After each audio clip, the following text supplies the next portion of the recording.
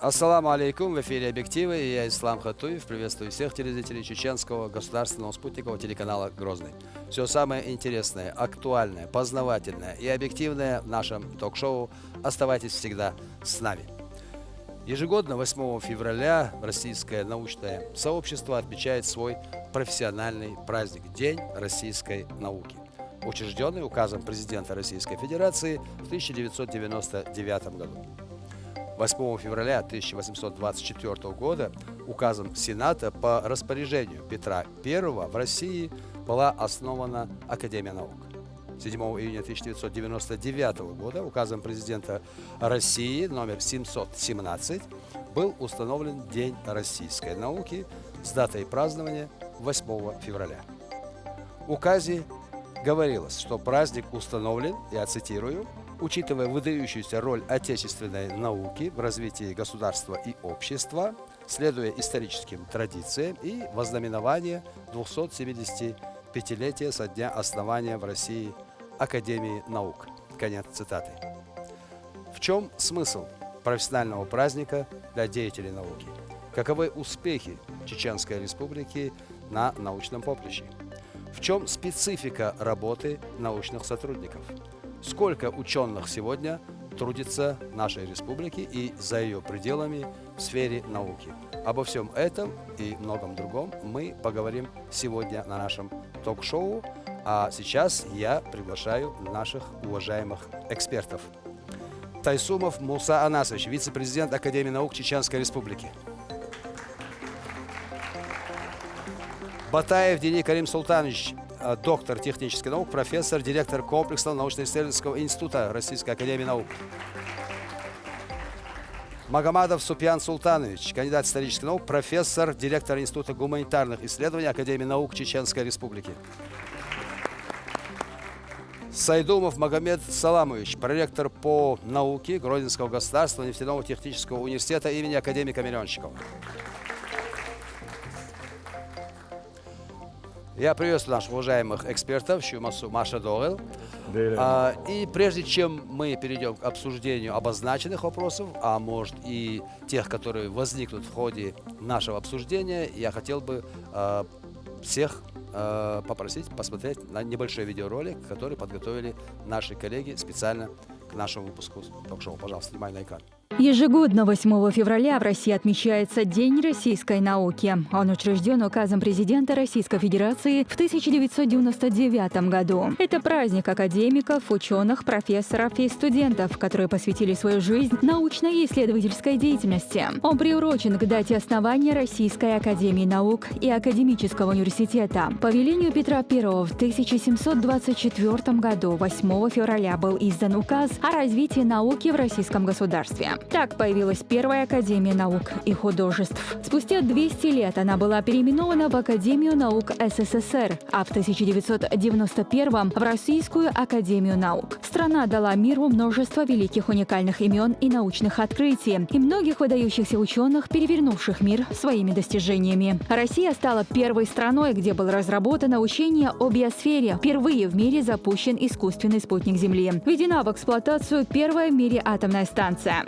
Россия занимает лидирующие позиции в научных направлениях, которые определяют в 21 веке прогресс в физике, химии, биотехнологиях, материаловедении, лазерной технике, геологии и многих других областях науки и техники. Большой вклад в научные достижения страны и мира вносят в том числе и региональные учреждения науки. В 1992 году была создана Академия наук Чеченской Республики. Ее первым руководителем стал доктор химических наук, профессор, заслуженный деятель науки Российской Федерации, академик Хамзат Ибрагимов. Однако в 90-е годы она существовала только на бумаге. И лишь благодаря поддержке первого президента Чеченской Республики, героя России Ахмата Хаджи Кадырова, заработала вновь. Сразу после своего назначения он принял решение о восстановлении Академии наук как государственного научного учреждения. Важное внимание развитию науки отводит и нынешнее руководство региона во главе с Рамзаном Кадыровым. Благодаря их поддержке в республике созданы все необходимые условия для развития общего просвещения развития и научного развития, понимая, что роль науки в обществе огромна и что без науки жизнь не может развиваться. Благодаря заботе и вниманию руководства нашего региона Академия наук превратилась в крупнейший научный центр, а результаты работы его сотрудников издаются во многих странах мира, внося огромный вклад не только в научное сообщество страны, но и мира.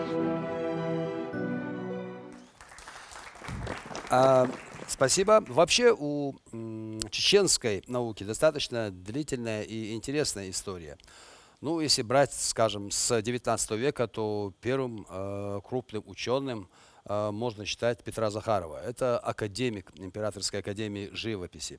Вскоре уже после революции, я имею в виду 1917 года, первым профессором из чеченцев стал выдающийся языковед Халид Яндаров, создатель уникального учебника чеченского языка. Филологии и лингвистики нашей страны хорошо было известно имя Ахмета Мациева. Еще в 1964 году одним из первых чеченских ученых-математиков стал Саид Ахмед Исраилов. Первым защитил высшую ученую степень еще в 1954 году Юнус Деширеев, впоследствии ставшим крупнейшим ученым-языковедом.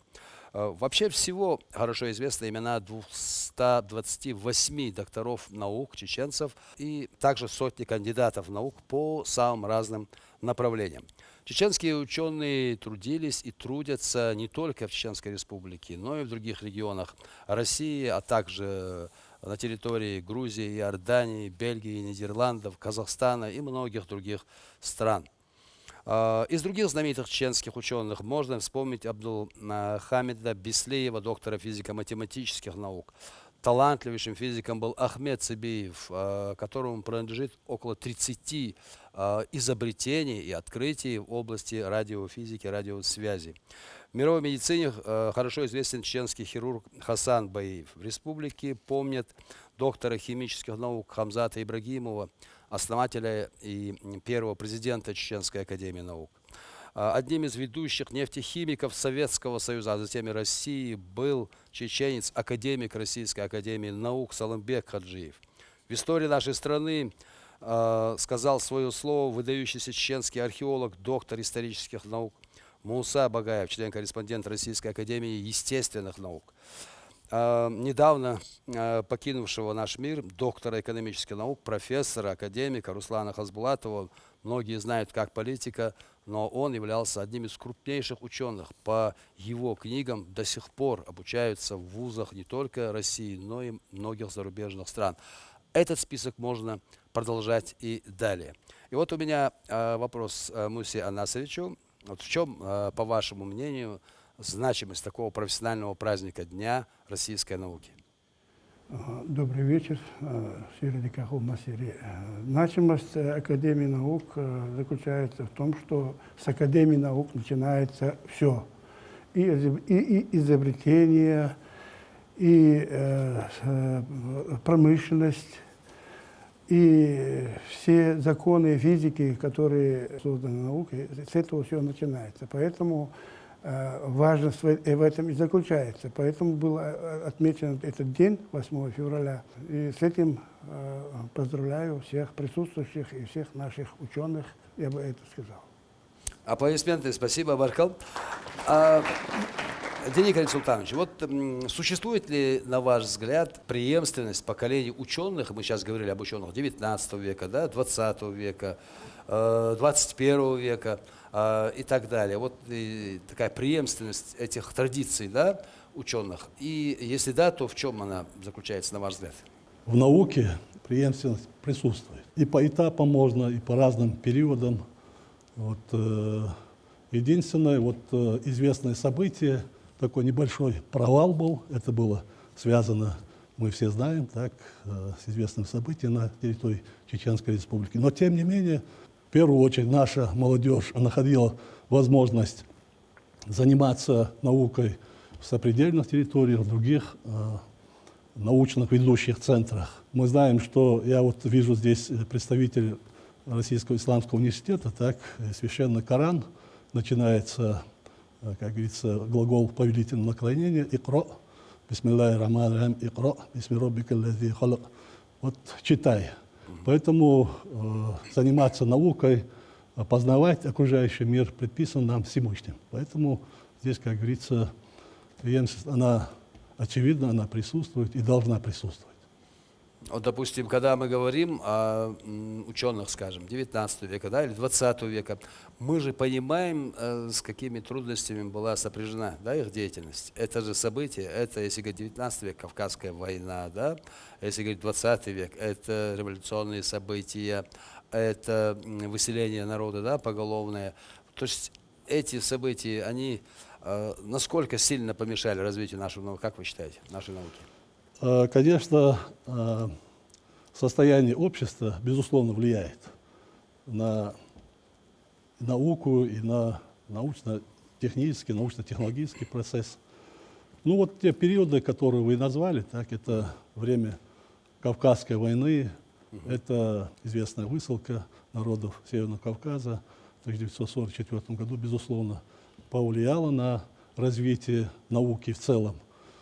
Ну, это, как говорится, процессы, они естественные, вот, но последующие периоды, как сжатая пружина, все равно наука восполняет вот эти пробелы, все равно наука догоняет и становится, как говорится, на своей отметке. Супян Султанович, вот мы поздравляем сегодня деятелей науки, да, это праздник для всех нас.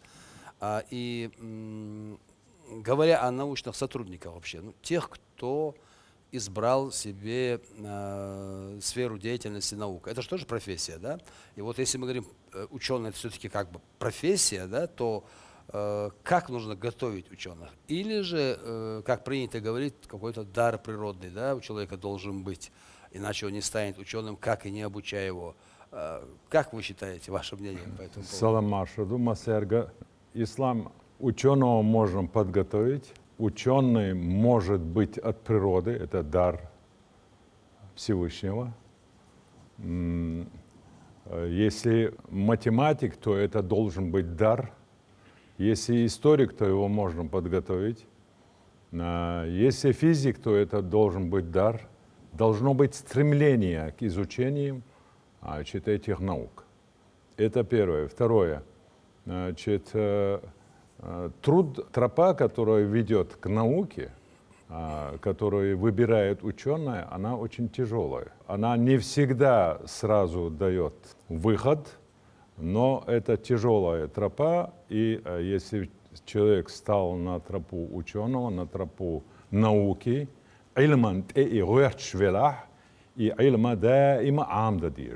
нужно все время самосовершенствовать, все время учиться, все время стремиться к новому. Вот вы, Дени Керим Султанович, задали вопрос о преемственности. Да, в науке всегда должна быть преемственность. В науке есть школы.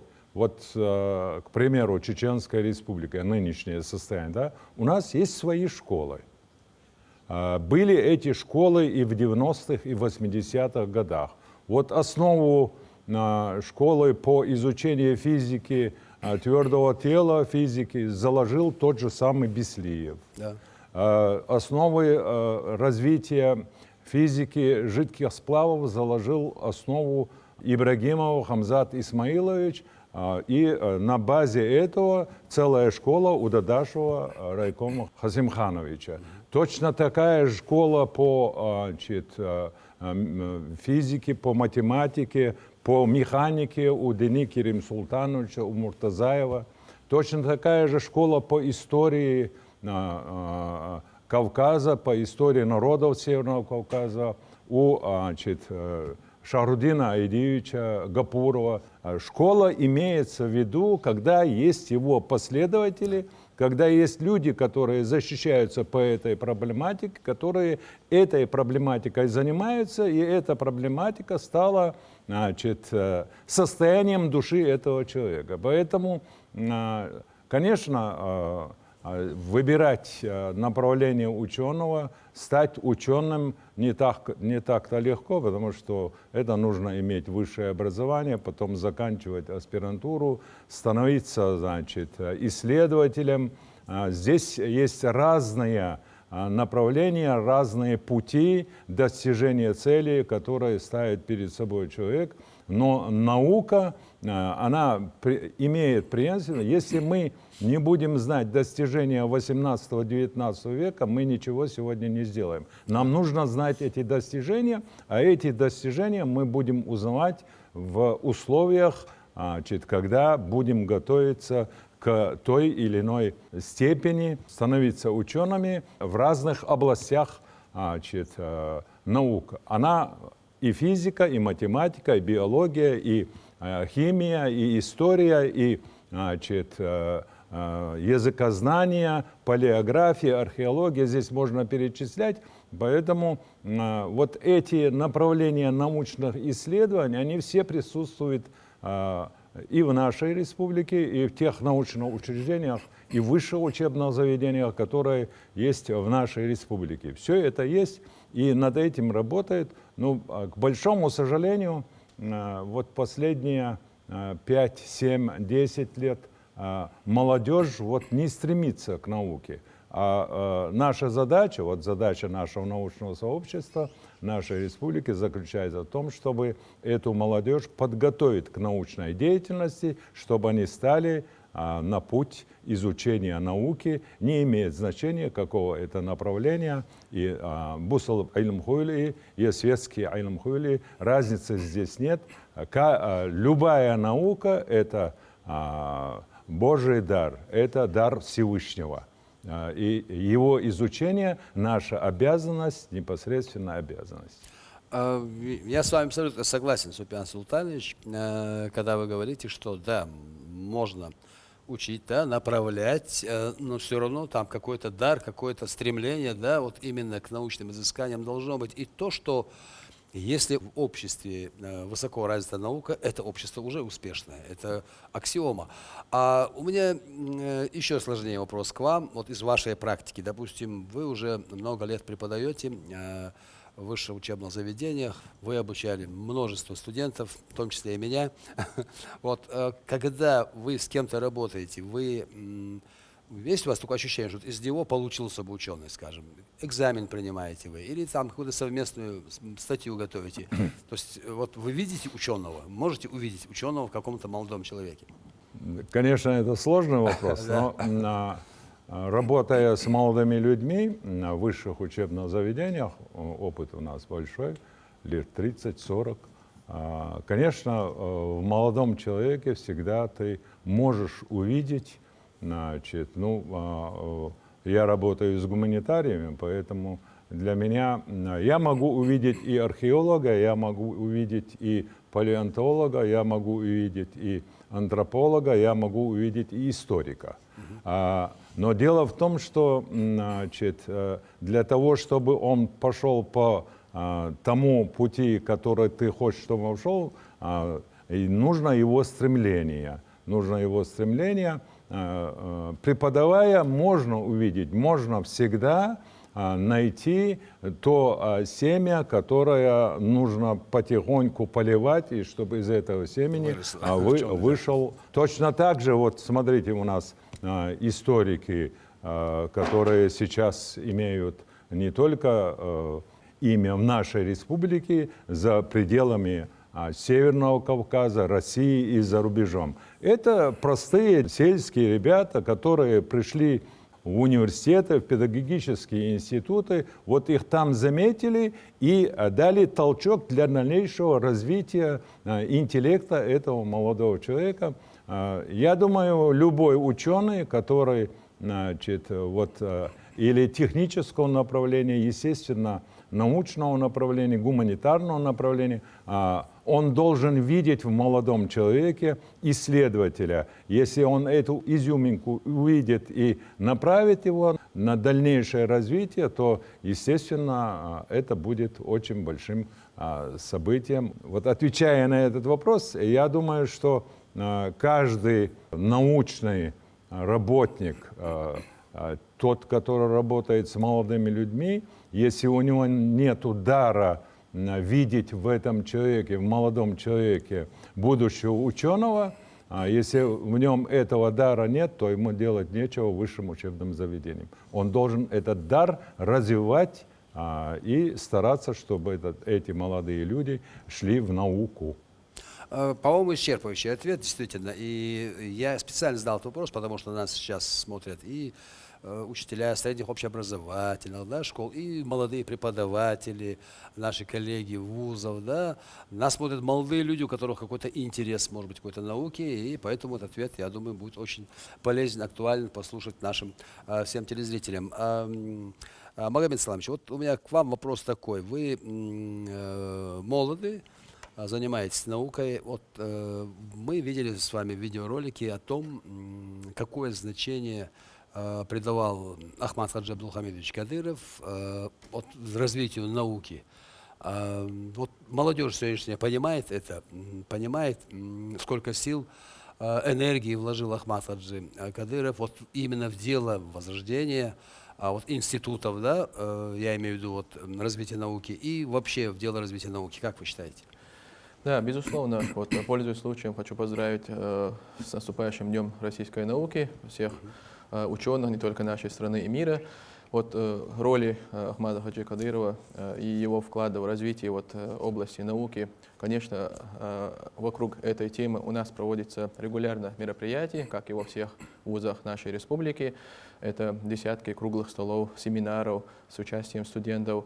И этому есть яркий такой пример, что сейчас вузы нашей республики — это такие одни из ведущих вузов в регионе и ничуть не отстающие от других вузов Российской Федерации. То есть при этих вузах есть многочисленные такие реальные объекты, которые прошли все стадии от идеи до реализации. И здесь можно привести пример вот так называемого карбонового полигона Чеченской Республики, где вовлечены практически все научные и образовательные организации нашей республики. Также единственная в России такая уникальная геотермальная станция по циркуляционного действия, по использованию глубинного тепла Земли. То есть такие примеры, они говорят о том, что вузы и наши институты, они развиваются, а вот при проведении работ, при реализации таких проектов очень важно, и мы так и делаем, вовлекаем студентов. Почему? Потому что молодежь, они должны учиться рядом со своими научными руководителями, наставниками, преподавателями. И здесь очень много специальных даже проектов, которые реализуются в университетах с вовлечением молодежи. И это очень важно, и это является одной из задач в объявленном десятилетии науки и технологий в нашей стране в том числе. Вы знаете, многие знают о том, какую роль сыграл Ахмад Хаджи Кадыров в развитии науки, возрождении науки Чеченской Республики после тех страшных событий, которые стряслись, эти военные действия и так далее. Но не все знают, что Ахмад Хаджи Абдулхамидович сам был ученым. И причем не только ученым-богословом, да, он еще и занимался вопросами истории, политологии. Я сам читал и изданную его диссертацию. Она, Супян Султанович, по-моему, связана с российско-чеченскими отношениями. Он взял очень сложную тему, вот этот конфликт, да, который был на Северном Кавказе. Это политическая наука, он кандидат политических наук, как раз и социологические исследования 2000-2004 годы. Очень сложная тема. Очень сложная, да. Это конфликт, постконфликтное развитие. Значит, эта диссертация им была защищена в 2003 году в Институте социологии Российской академии наук. И монография, которая после вышла, она и сегодня, те положения монографии, которые тогда была опубликована, она имеет и сегодня неприходящее значение. Да? Потому что здесь, значит, вот мазками, большими такими мазками в этой монографии история нашего народа с древнейших времен по наши дни. Вот почему? Мы иногда пользуемся вот оригинальное выступление, значит, Ахмад Хаджи Кадырова в Гудермесе на съезде алимов. Это одна из таких выдающихся его выступлений, когда он прямо задает вопросы не только алимам, и чеченскому народу, и нам с вами, значит, и говорит: знаете ли вы свою собственную историю? Знаете ли вы, где погребены ваши герои? Оказывается, мы не знали, только начинаем узнавать все это. Да, работа и сейчас ведется. Поэтому это очень важная тема, важная проблема, важный вопрос, который был поднят. Он защитил эту диссертацию и начал работать над докторской диагнозом. Конечно, это глубочайший теолог, глубочайший богослов, но вместе с тем вот знание теологии, знание богословия, это дало возможность Ахмадхаджи Кадырову построить свой путь развития нашего народа.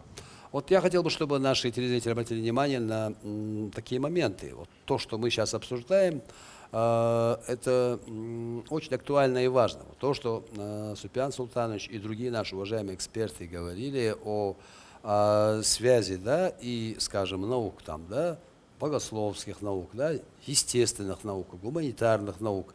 Эту связь мы видим. Или, говоря о жизненном пути, о примере жизненного пути Ахмад-Хаджи Абдулхамидовича Кадырова, мы говорим о чем? Что ученый-богослов смог заниматься сложными вопросами социологии, политологии, да, и в то же время он был успешным руководителем. То есть там и практика, и теория. Вот обратите внимание на эти моменты. У нас сегодня на ток-шоу присутствует солидная делегация из Российского исламского университета имени Кунта Хаджи. Мы их приветствуем. Я хотел бы, чтобы начальник учебного отдела этого вуза Хасан Макаев подключился к нашей беседе. Хасан, скажите, вот когда мы говорим о Российском исламском университете, это же специфика своя, это же исламский университет, да, и сразу может возникнуть у кого-то вопрос. У вас работают в основном богословы или светские ученые педагоги? Вот в чем специфика работы вашей научной? Ассаламу алейкум. Валейкум ассалам. С самого начала нужно понимать, что все науки, про которые мы сейчас говорим, перво-наперво триггером всех этих наук стало небесное откровение. Потом нужны богословы, а потом появляются духовные столпы всех религий. Казалось бы, при чем тут наука?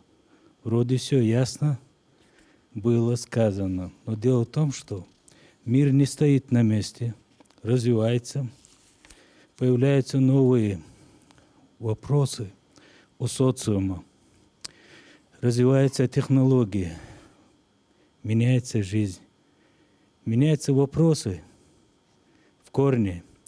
И для этого нужны ученые-мужи, которые бы могли бы ответить на все вопросы, которые появляются в ходе этого процесса жизни. Так что религия, как и все науки, вместе всегда до судного дня. По-другому не может быть. Так и сказано. Спасибо. Это, да, интересная мысль. Кстати, мы еще по этому поводу обратимся и к вашим студентам, которые сегодня здесь хорошо представлены. Что думают они по этому поводу? Отрадно, что в науку идет и молодежь. Сегодня наши уважаемые эксперты эту тему поднимали. Я имею в виду, насколько готова, насколько желает молодежь заниматься научной сферой, насколько она тяготеет к научным познаниям, к научным исследованиям и так далее. Но у нас есть и замечательные примеры. На нашем ток-шоу присутствует Мадина Исаева, это научный сотрудник отдела прикладной семиотики Академии наук Чеченской Республики.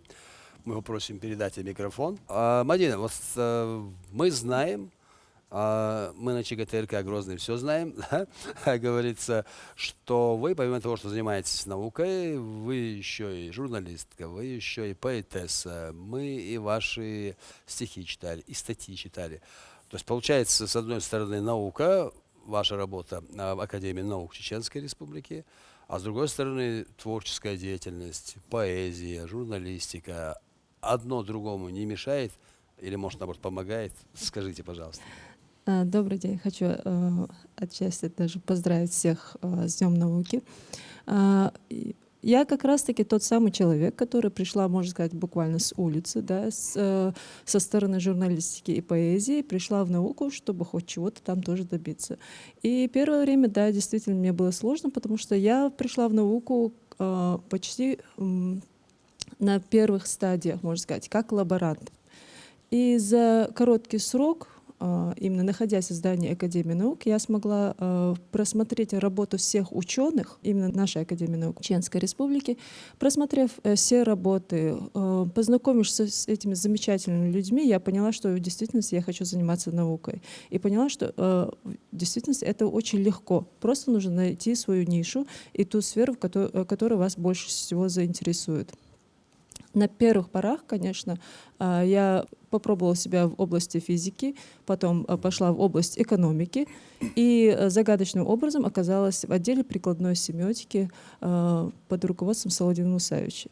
И вот там действительно я нашла тот симбиоз, где мои знания и мои навыки в области журналистики и в области поэзии и прозы пригодились в науке. Именно в отделе прикладной семиотики на данный момент я уже, можно сказать, уже создала около 20 программ, и чем я очень сильно горжусь, собрала в кратчайшие сроки банк чеченских текстов, который является сейчас основой для программ,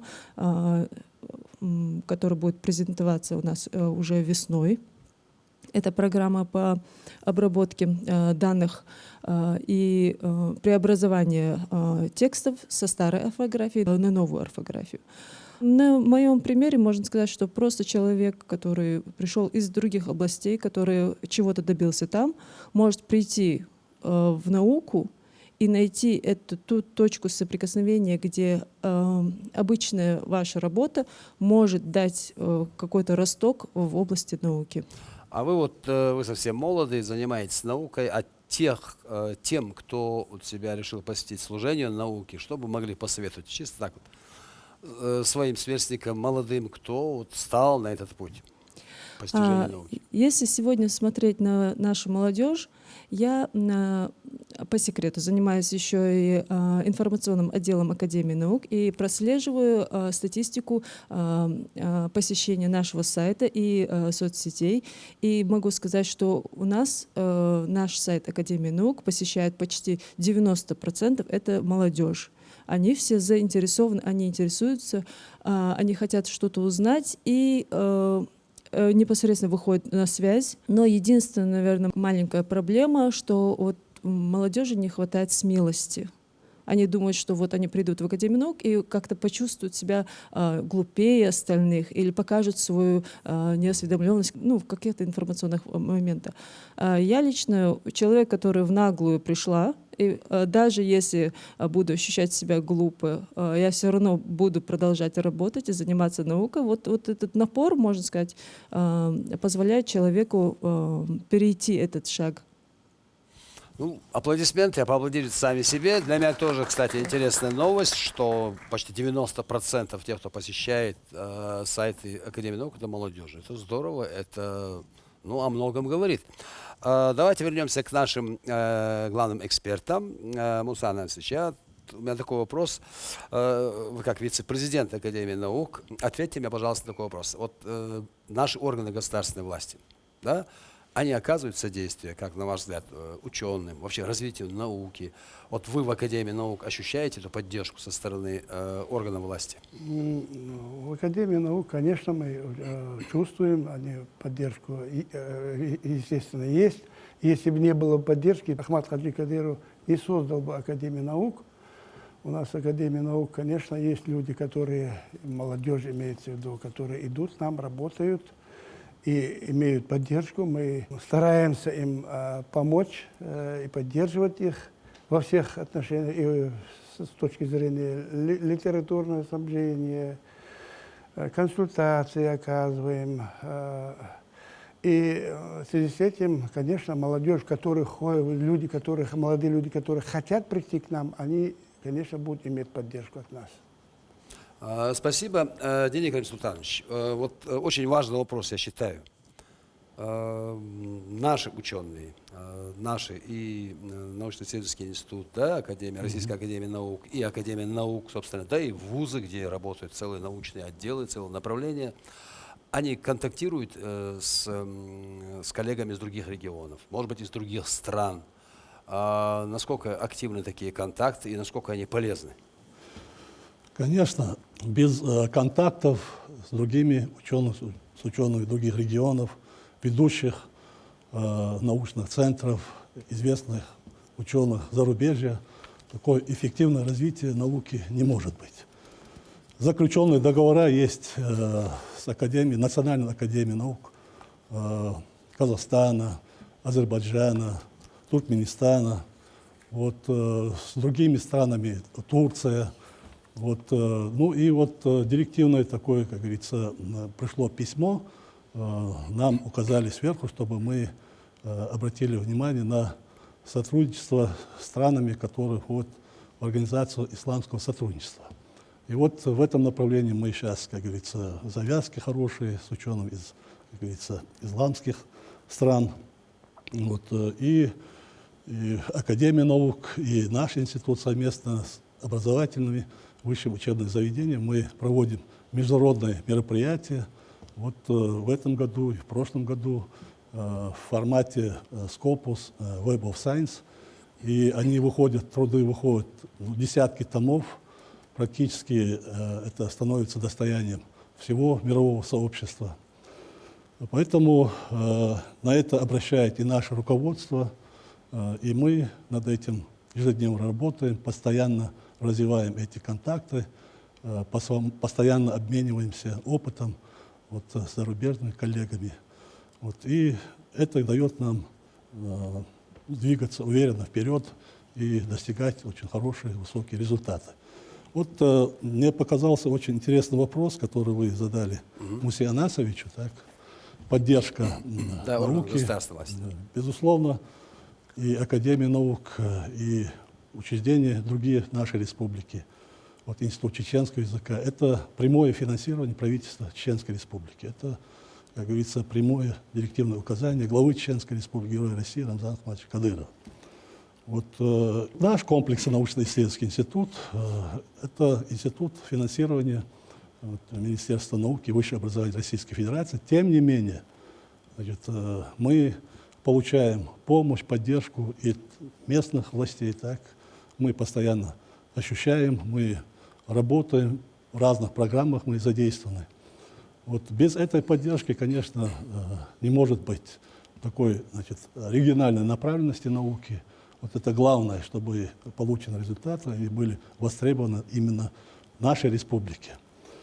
Вот поэтому еще я хотел бы вспомнить в свое время, это 2000 год, президент тогда Академии наук Чеченской республики Ибрагим Хамзат Исмаилович, он обратился к Ахмату Хаджи Кадырову, и вот в числе таких, ну, он, как говорится, самым основным вопросом поставил это развитие науки в Чеченской республике, создание вот таких структур, которые ранее не было вообще в истории, не было. Структурное подразделение Российской академии наук, это комплекс научно-исследовательский институт, теперь носит имя Хамзата Исмаиловича Ибрагимова. И Ахмат Хаджи Кадыров обратился, это 2000 год, обратился к Путину, Владимиру Владимировичу, президенту Российской Федерации. Вот, и в свою очередь было празднование юбилея Российской академии наук. И перед президиумом Российской академии наук Владимир Владимирович Путин поставил, что было бы, конечно, желательно создать на территории Чеченской республики вот структурное подразделение фундаментальной науки от Российской академии наук. И таким образом был создан комплекс научно-исследовательский институт имени Хамзата Ибрагимова Российской академии наук. Теперь очень интересный вопрос, и на него очень хорошо ответил Супян Султанович Магомадов. Так, конечно, Супян Султанович имеет огромный опыт, он организатор науки, является руководителем Института гуманитарных исследований Академии наук Чеченской республики. Безусловно, такие основные моменты он очень емко и очень хорошо сказал о вкладе в науку Ахмата Хаджи Кадырова.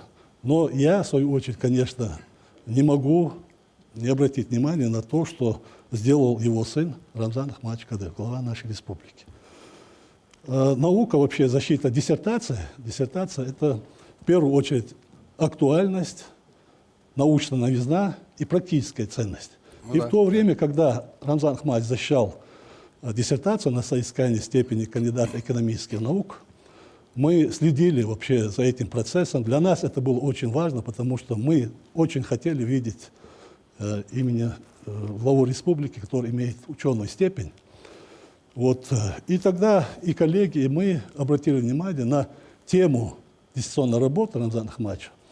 Это организационные управленческие аспекты восстановления разрушенного комплекса, народно-хозяйственного комплекса Чеченской Республики. В первую очередь это строительный комплекс. Вы знаете, что практически экономика, социальная сфера, она была сведена на нет. Вот. И отсюда вытекает, скажем, актуальность, да? Восстановления вообще экономики, социальной сферы нашей республики. Вот. Теперь, что касается практической ценности этой проблемы, опять, нигде ни одна диссертация, чтобы имела такое внедрение, нету. Пусть мне скажут, что Рамзан Ахматович – это восстановление города Грозного, других городов, вообще нашей республики в короткий срок. Целый, как говорится, сектор города Грозного полностью разрушен, восстанавливался в течение нескольких недель. И тогда был, как говорится, когда научно-организационные аспекты организации работ, мы даже как про себя говорили, что это метод Рамзана Ахматовича Кадырова. Восстановление, секторное восстановление в такой самый короткий срок. Это его метод. Поэтому очень хорошо, что руководители, высшее руководство нашей республики, они имеют прямое отношение, сами являются учеными. И тогда, как говорится, они лучше видят проблемы, чем мы на своих местах. Кстати, вы говорите, и другие эксперты говорили сегодня о том, какое большое значение придавал Ахмат Хаджи Кадыров развитию науки, но мы можем добавить здесь еще, что он такое же важное значение придавал развитию образования, культуры и так далее. То есть я к чему это говорю? Сейчас молодежи, наверное, трудно понять. Те, кто постарше, знают, что такое, что из себя представляла Чеченская Республика в начале нулевых. Да, образца 2000-го. Это просто сейчас передать, рассказывать, трудно будет поверить молодежи. И в этой ситуации, о чем мы говорим, беспокоиться о развитии в будущем науки, культуры, образования и других сфер, когда нет ни воды, ни тепла, когда здания разбиты, когда, как в фильме ужасов, кругом руины, это, наверное, надо иметь то, что Супян Султанович говорил, природный дар, смотреть немножко вперед. И это, конечно же, было. А то, что Рамзан Ахматович сегодня помогает ученым, и сегодня об этом и Муса Насыч говорил, это делает ему честь и как руководителю, и как ученому, который, как вы сказали, это яркий пример того, как можно использовать диссертацию в прикладном выражении. Супян Султанович, руководимый вами Институт гуманитарных исследований Академии наук Чеченской Республики, чем сейчас занимается, если не секрет? Ислам, если говорить о нашем институте, Институт гуманитарных исследований – это научное учреждение, которое занимается исследованием проблем истории, культуры, языка, экономики, психологии, этнографии нашего народа. Есть целый ряд направлений, над которым они работают. Это проекты, государственные проекты, которые утверждены правительством, и над этими проектами работает 1 центр и 5 отделов института. Во-первых, это история нашего народа с древнейших времен до наших дней. Если молодежь не помнит, более старшие помнят, что в 2005-2006 годах вышел 2-томник «История Чечни с древнейших времен до наших дней». Но здесь, в этой истории, были собраны материалы, известные к началу 90-х годов. Перед нами была поставлена задача подготовить 4-томная история чеченского народа. 2-й и 3-й том истории чеченского народа из этих 4 томов уже вышли, над ними люди работают, ими пользуются. 4-й том завершается, над 1-м томом сейчас работает. Вот это будет очень большой вклад нашего института, Академии наук в историю чеченского народа. Но здесь важное значение имеет вот налаживание связи нашего народа с теми мухаджирами, которые в середине XIX века, в конце XIX века, в начале XX века вынуждены были покинуть территорию нашей республики и осели в Иордании, Сирии, Ираке, Иране, Турции. Вот у нас работает целое направление, значит, чеченские диаспоры дальнего и ближнего зарубежья. Это очень важное направление, над которым мы работаем. Здесь мы выявляем новые материалы, мы выявляем те материалы, которые люди с собой унесли, тепторы, которые унесли. Ну и важное значение имеет, что мы работаем над таким проектом, как этнография нашего народа с древнейших времен до наших дней. Мы изучаем традиционную культуру нашего народа, мы изучаем обычаи нашего народа, и все это выливается в практически значимые результаты. Здесь, значит, мы работаем над нашим языком. Значит, это структурно-семантическая, лингвокультурная, социолингвистические проблемы чеченской общей филологии. В этом отношении мы можем сказать, что в некоторых областях мы впереди народов Северного Кавказа. Ни у одной из народов Северного Кавказа нету написанной грамматики своего языка. У чеченского народа есть грамматика чеченского языка, книга, академическая книга, 1-й том, который вышел 7 лет назад. Сейчас институт работает над 2-м томом. Вот такой написанной грамматики своего народа нету ни у одного народа Северного Кавказа, даже в Грузии. Поэтому у этих народов работают целые институты, а наш один отдел уже сделал вот 1-й том. Сейчас над 2-м томом работает отдел языка, литературы, фольклора. Руководит этим томом, подготовкой этого тома доктор филологических наук, академик нашей Академии наук Айса Идрисович Халидов.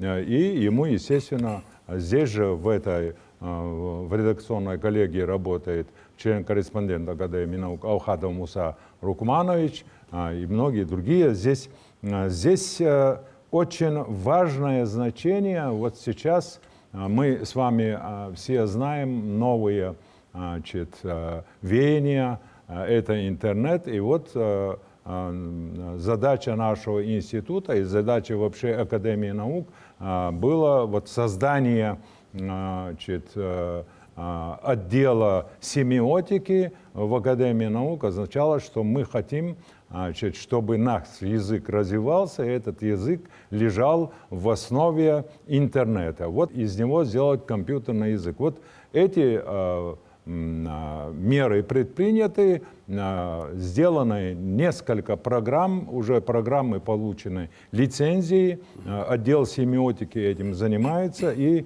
вот в этом отношении, значит, институт сделал очень многое, что сейчас двуязычные словари издаются, чеченско-русско, русско-чеченские словари издаются. Вот в связи с годом чеченского языка, после того, как глава нашей республики объявил 2023 год, год чеченского языка, мы эту работу по новой начали. У нас уже вышло 9 томов чеченского фольклора, нохчи фольклор, нохчи мата, 9 томов. Сейчас 9-й том сейчас набирается, он находится в типографии, работаем над 10-м томом. Дело в том, что здесь очень важное значение имеет, мы имеем очень богатый опыт, наша республика, по борьбе с религиозно-политическим экстремизмом. Мы это направление мы развиваем, вот отдел философии и социологии работает над этой проблемой. Это глобальные факторы детерминизации религиозно-политического экстремизма, региональные факторы, здесь меры противодействия, здесь мы исходим из того, что религиозно-политический экстремизм не бывает исламским, не бывает каким-то другим. Это направление, это люди, которые на базе каких-то религиозных элементов начинают борьбу с властью.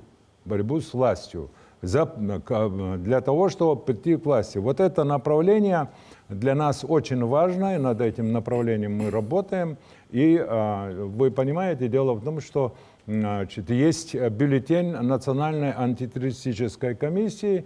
Вот в этой бюллетене антитеррористической комиссии, это федеральный уровень, печатаются статьи наших специалистов, и эти статьи кладутся в основу тех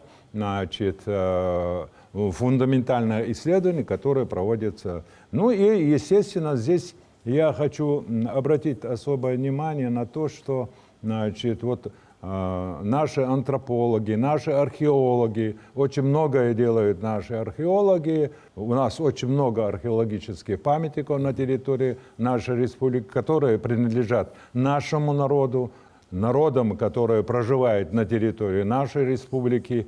И поэтому те наработки Центра археологических исследований, которые у нас имеются, они, мы уже имеем хронологию, мы подняли материальную культуру. У нас есть этнокультурная интерпретация тех процессов, которые происходили с древнейших времен на территории нашей республики, Закавказья и Передней Азии. Вот для этих целей вот по последнее время мы перед нашим правительством, руководством нашей республики поставили целый ряд задач, проблем, над которыми мы работаем и продолжаем работать. У нас есть, я мог бы перечислить десятки, сотни монографий, научных конференций, которые мы проводим в последние 10-15 лет, но в этом нет необходимости. Самое главное, вот я обращаюсь еще раз к молодежи, что без молодежи у нас нет будущего. Без молодежи нет будущего. Наша молодежь должна внимательно изучать и идти в науку. Не имеет значения, в какую она пойдет науку. В историю, языкознание, биологию, химию, богословие, это не имеет значения. Наука есть наука, илм ду и милх, илм дела, светские дела, бусалдин дела, бусалдин связан дела. И илма амадеш, ос илман сани вай нис дадюлаш сарелат, а вай голдул хирамбу. Без науки дальнейшее развитие народа просто невозможно. Но сейчас у нас есть и объективные предпосылки для того, чтобы эта наука развивалась не просто большими шагами, а семимильными шагами. Да, Мола. Аплодисменты. Спасибо, Сабиан Сталович.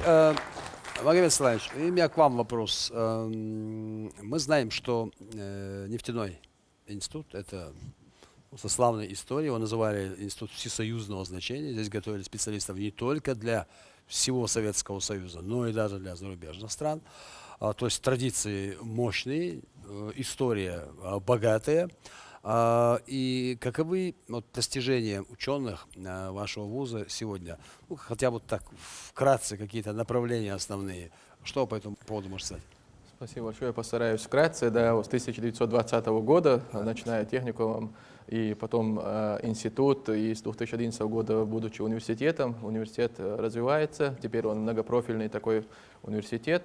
И считается, что он одним из первых специализированных вузов во всем мире даже, вот нефтяной университет. И здесь самые ключевые направления, в которых мы развиваемся, если укрупнить, это экология, климат, это энерго- и ресурсосберегающие технологии в строительстве, это цифровая экономика, это технологии нефти и газа, а также энергетика. Сейчас очень актуально, вот такой, если можно сказать, такой Гольфстрим, как называют, вот в мире есть такие актуальные темы, по которым весь мир движется. Это зеленая энергетика, зеленые технологии, то есть и цифровые технологии, низкоуглеродные технологии. То есть практически все эти направления в нашем университете, они имеют место развития, и вокруг вот этих направлений имеются научные школы. В частности, вот, пользуясь случаем, хочу отметить, что яркий пример того, что есть преемственность и значение вот, такого метода исследования и обучения подрастающего поколения в том, что вот, школа профессора Муртазаева и Батаева Денекера Султановича, которые вокруг себя собрали молодежь после известных событий 90-х, начала 2000-х годов. Это десятки молодых ребят из числа студентов, в том числе я очень горд, что выпускники этой научной школы, которые развили в нашей республике инновационные такие технологии производства новых строительных материалов, методы строительства и так далее. То есть, можно сказать, зеленые технологии, зеленое строительство.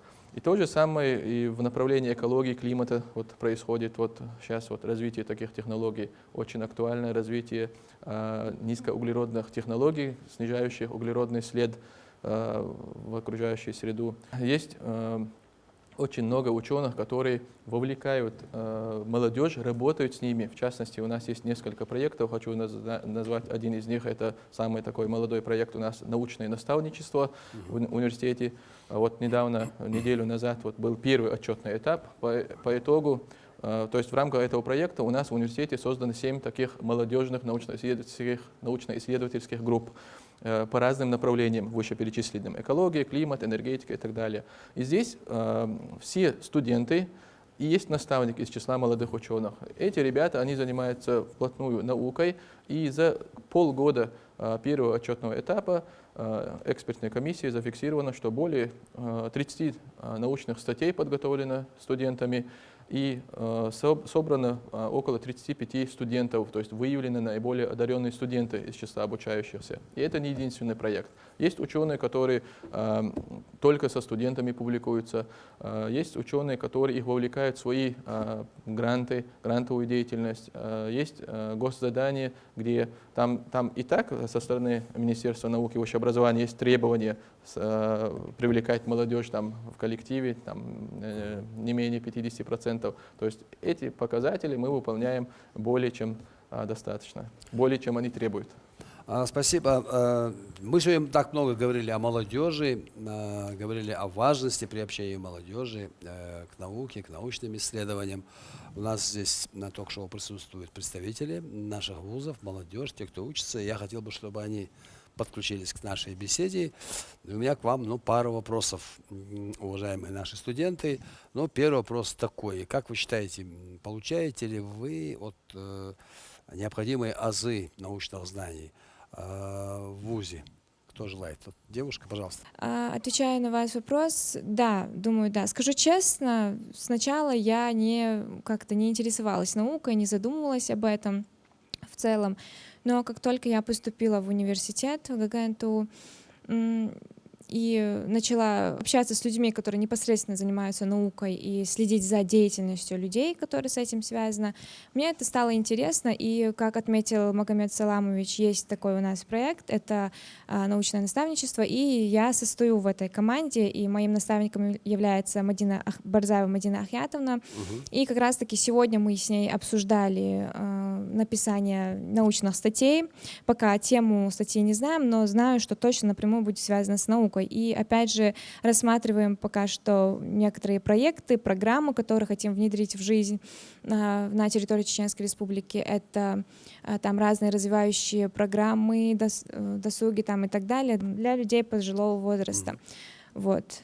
И пока что развиваемся в этом направлении и думаю дальше больше. Так что да, отвечаю на ваш вопрос. Спасибо. Спасибо, аплодисменты.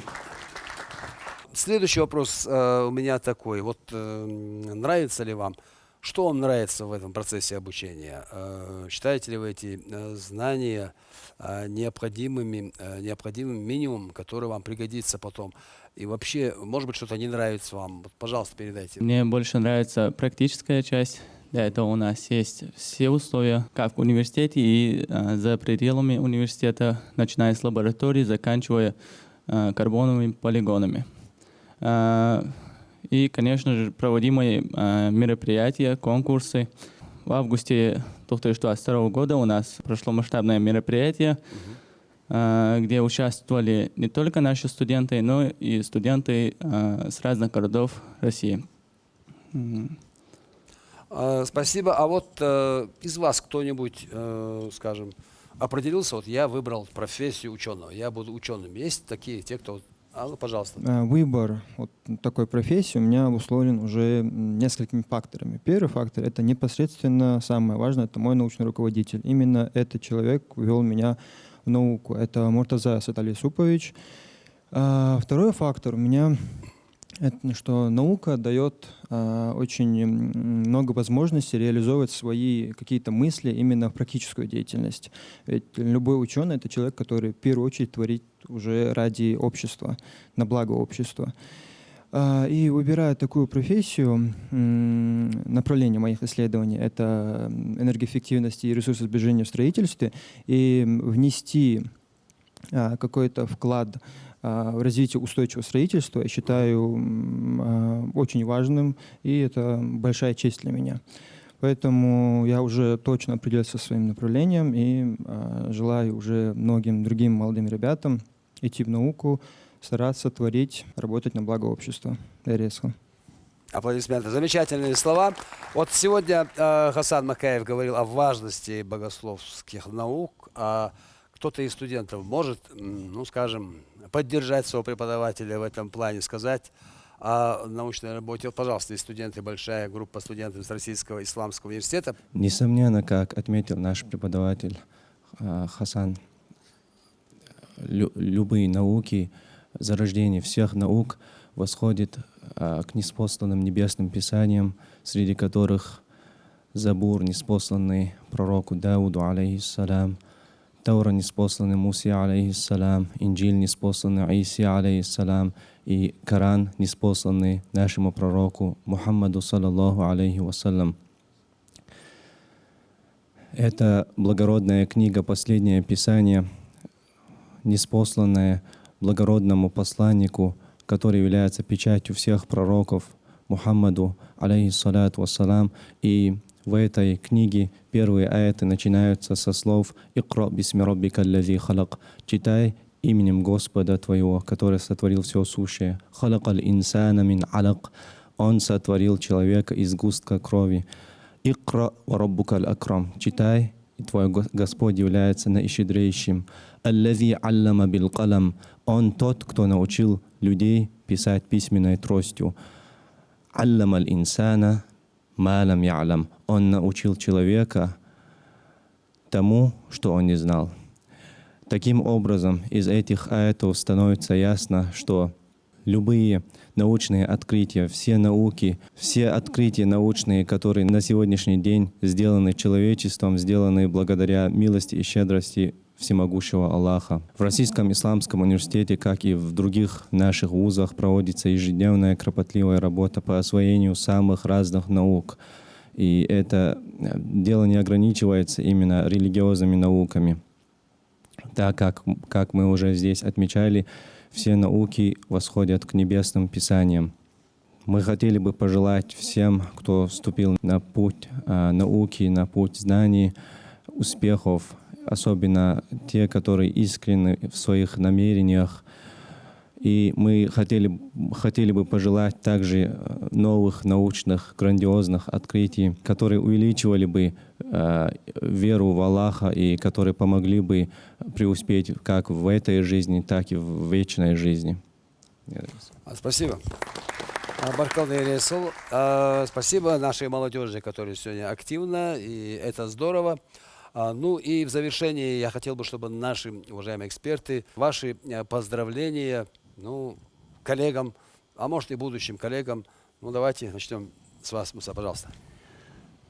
Я еще раз поздравляю всех научных работников, те, которые занимаются исследованиями в какой-то области. Дай Бог им успехов, дай Бог им высоких достижений и удачи. Ну, по экспертизе Российской академии наук, наших работ последних 2-3 лет, наши исследования в области физико-математических наук и в области материаловедения признаны соответствующими стратегией научно-технологического развития Российской Федерации, а уровень их отмечен как мировой. Так вот, я хочу, чтобы и все остальные направления, они достигли вот такого мирового уровня. И в связи с этим хочу вот в канун праздника 8 февраля, Дня российской науки, поздравить своих коллег по корпусу, своих коллег, которые вообще заняты творчеством, особенно в науке, пожелать им достижения самых высоких результатов во имя развития и процветания нашей Родины, малой Родины, нашей Республики Чеченской и великой Родины России. Вот еще раз хочу обратить внимание присутствующей молодежи и молодежь, которая нас смотрит, чтобы они еще, как говорится, пристально обратили внимание в науку, чтобы они шли в науку, мы их приглашаем и будем рады. Спасибо, Субян Установич.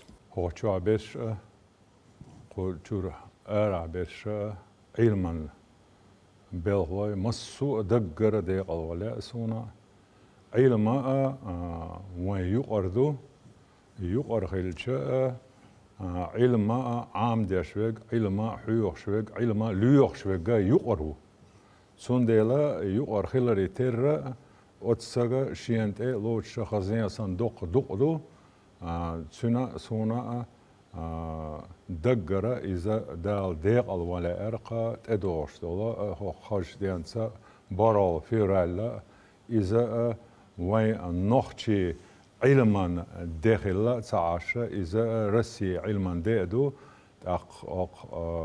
دنيس ما ألرا وين محكا دول علم نشا إشا وين محكر وين دوزل أرا دولا رسي بتشالقع признатен علم دو وين محكا دق إذا فيزيك يلا إذا материаловедение يلا история يلا إذا религиоведение يلا إيش دشي علم شا وين يقردو تندلا علم تن توتع علم دو عاموش خنا علم حيوش خنا علم لوخش خنا توتع غوتشيخ إذا وين مسير قيم بو قي مشغول شا قي دادا إشت أوس دينسا مسو هو شوعك قطوار أرابك علمانسا شيء ويلد أيغت نرجع أيغت لوشوك مسو ده أولا سون هو إدوار دينس دينس.